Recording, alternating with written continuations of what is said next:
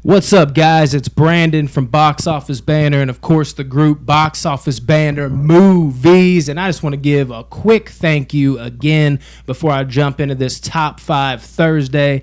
And I will say real quick, the Top 5 Thursday is from Patrick Mendez. I think that's how you pronounce your last name, man. Sorry, I apologize. I know all about people mispronouncing last names. My last name's Stoudenheimer, for Christ's sake. But his Top 5 was on the top 5 creatures / monsters.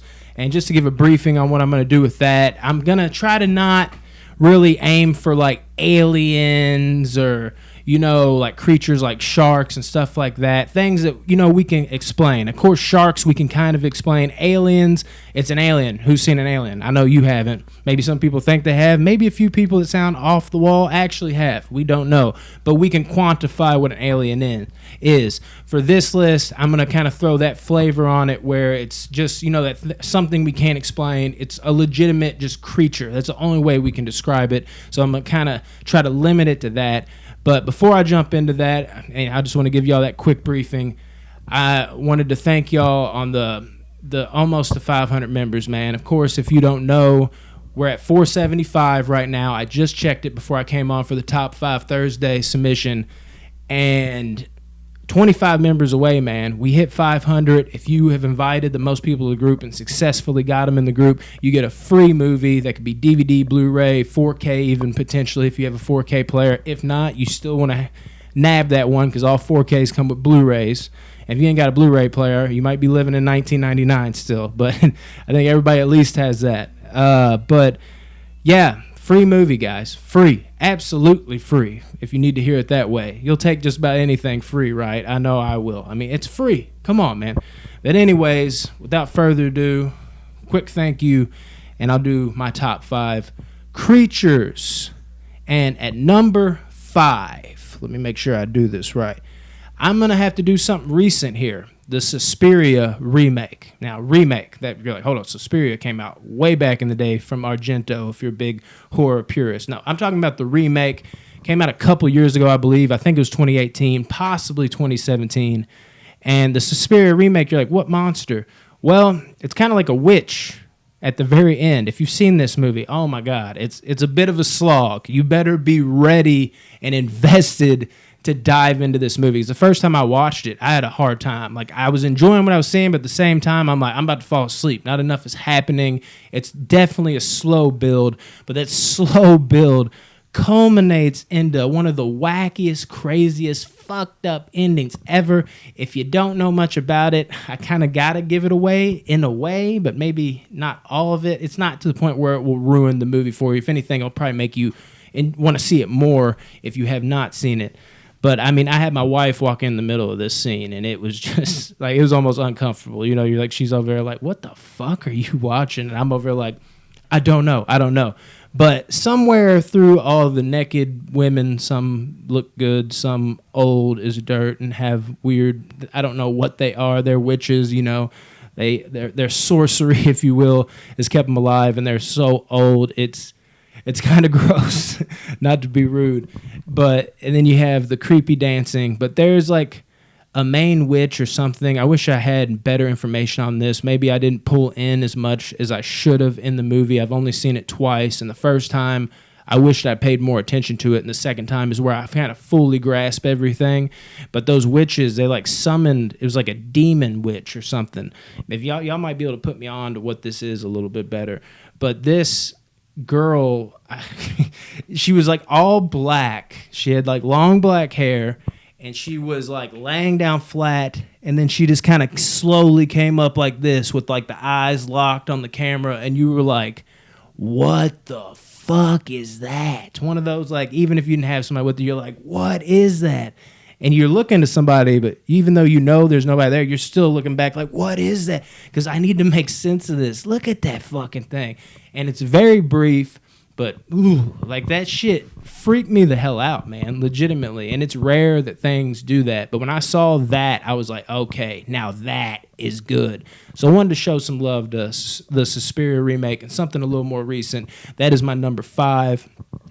Number 4. I'm going to have to go with werewolves. Okay, well, what werewolves, Brandon? Let me tell you. Specifically the Dog Soldiers werewolves. Oh my god, dude! If you haven't seen Dog Soldiers, for one, get on that. Not as mainstream. Used to come on the Sci-Fi Channel all the time. I believe that's when I first saw it. You know, there's so much garbage on that channel I'd sit through. But I remember Dog Soldiers came on one time, and I was like, wow, this is actually kind of refreshing. This is a good movie. But Dog Soldiers, man, in general, it's a great action horror movie, but the design of the werewolves is most creepy to me. Now, of course, the classics, An American Werewolf in London, The Howling, they have the best transformation scenes, but I think the scariest looking werewolves off top, I'd actually would have to go with Dog Soldiers, because they're like 7 feet tall, man. And there's like shots of like the soldiers looking out the window, and you just see them sprinting, and they're all fucking lanky and tall with that big snarl. And it's legitimately unsettling to me. I'm like, can you fucking imagine just looking out? They're just sprinting through the woods, all fucking lanky. There's something about shit that's lanky, like Slender Man. All right, we got to admit, that's a shit movie. But the urban legend of Slender Man is creepy because there's something about a 7 foot tall thing. You're like, why is it that tall? That adds a little more creepiness to it. And having them slender werewolves sprinting around outside, you couldn't really put your finger on it because you hadn't seen werewolves like that before. That was a great flick from Neil Marshall, and he just nailed it. And the look of those werewolves, how like vicious they were, but also just downright how they were displayed. The look of them was amazing. Gotta give my hats off to that. And I gotta give Dog Soldiers some love. If you haven't seen either of these two movies I've said so far, you're more of a horror casual, hop on that right now. At number 3, this is actually more of a sci-fi movie, but you know, it has horror aspects in it, and it's also recent. I'm gonna have to go with Annihilation. Now you're like, what in Annihilation happened?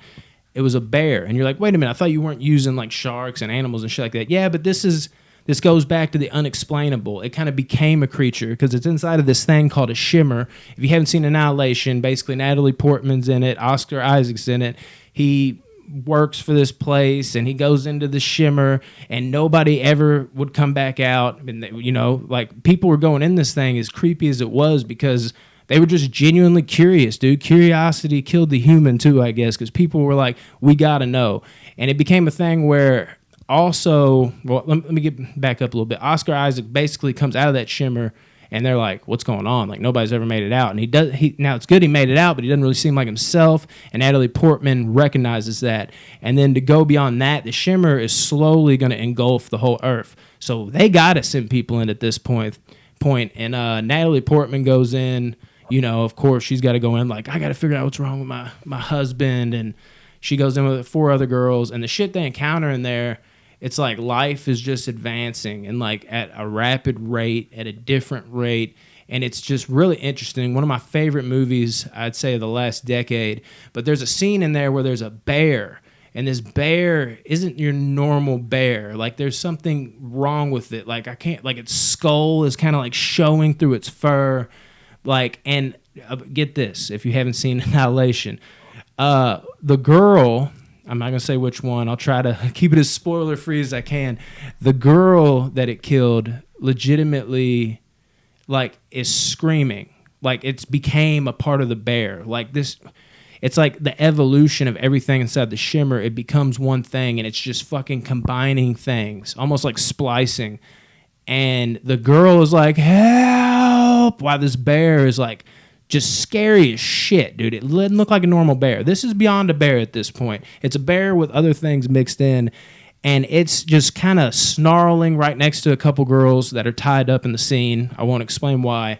And while the bear is right there, if that's not scary enough, if it was a normal bear, but it's this bear that looks all fucked up, they hear their friend that got killed first saying, help, like that close to their face. And it is just intense as fuck.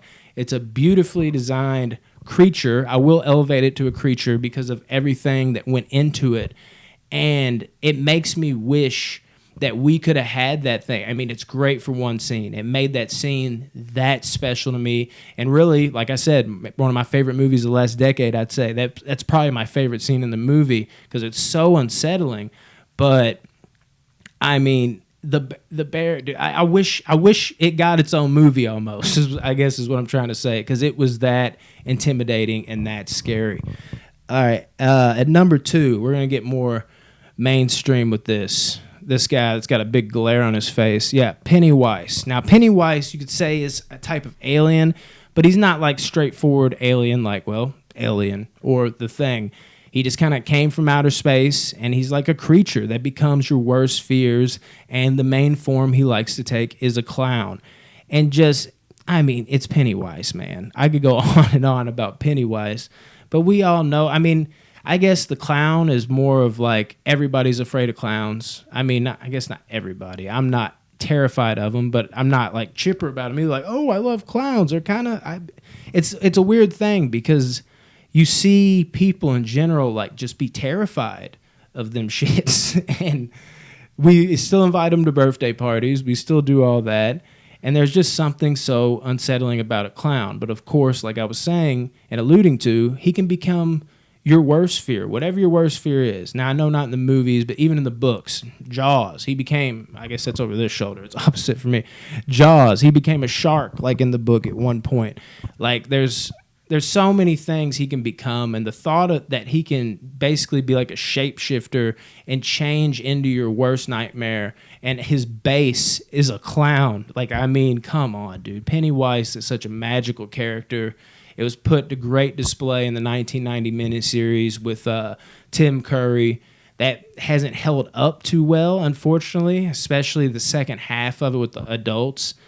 And I still watch it, but it's mainly for nostalgia. And Tim Curry is just a hoot and a holler, if you will. He's just great, and it's a fun change of pace from the new one we got with Skarsgård. And Skarsgård just made the character his own, and as hard as it is for me to say, I like him a little bit better than Curry, although I wish they didn't use fucking CGI on so much of his Pennywise. It drives me crazy. It truly does. But Skarsgård even took it to new levels. Both incarnations are fun to watch.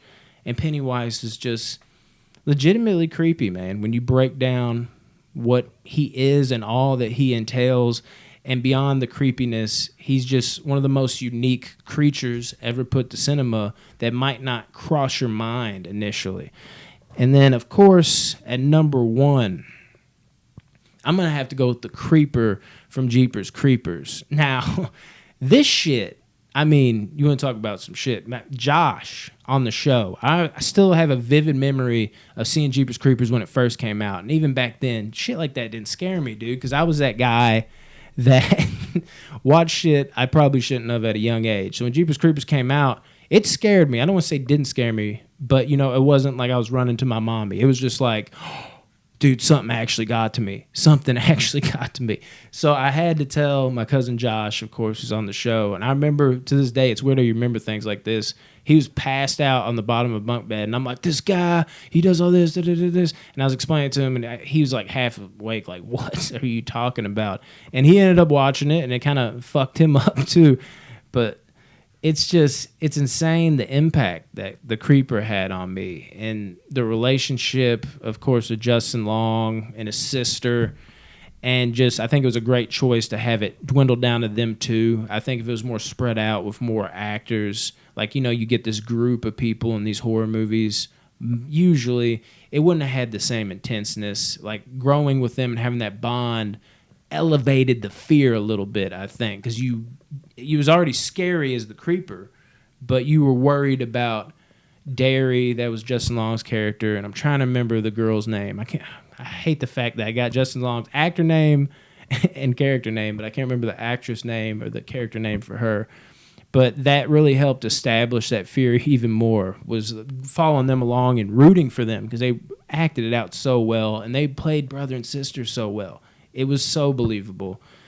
And, I mean, just from the opening shot, dude, where they kind of pass and they see him dump something down a well and he turns, and then the atmosphere, you know, Derry's bitch ass with the rats, like, rats! Like, I bet you wouldn't fucking lost your mind over those rats, Derry, because you just went down into that shit with the dead body that you thought you saw and you can confirm you saw. Now, of course, actually, he was alive, but he might as well have been dead. I mean, that was terrifying. The light, and there's just bodies all over the place, decorated almost like how I got this room decorated, but with bodies.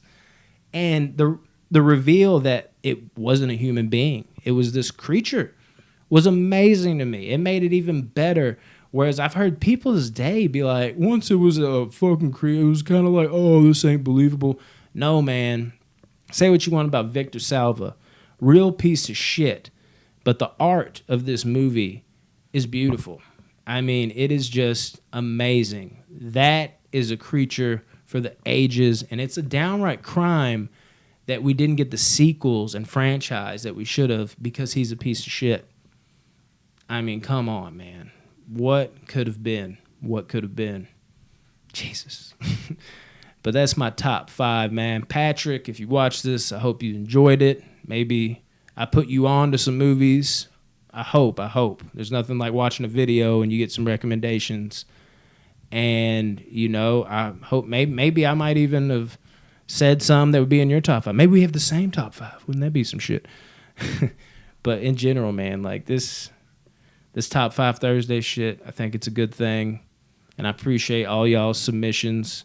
I mean, I'm busy as fuck right now. This ain't the full podcast room. This is just a wall. The podcast room is over there. That's where the shelves start. I've been working my ass off to try to get this ready for us to record on Friday, and there's still so much to do because of the move. If I didn't piece that part together for y'all, I just moved over here, so I had to move everything here, and I'm trying to make, because this is an improvement. It's a lot better here, way bigger room, and I'm trying to make this the best thing I could possibly make it. And I don't even know if I'd have this drive if it wasn't for all y'all, man. Y'all are killing it. Join Box Office Banter Movies. Follow that Instagram. Subscribe on YouTube. We need to get them subscribers up. Jesus. And get you a free movie at 500 members. Appreciate it, y'all. One love.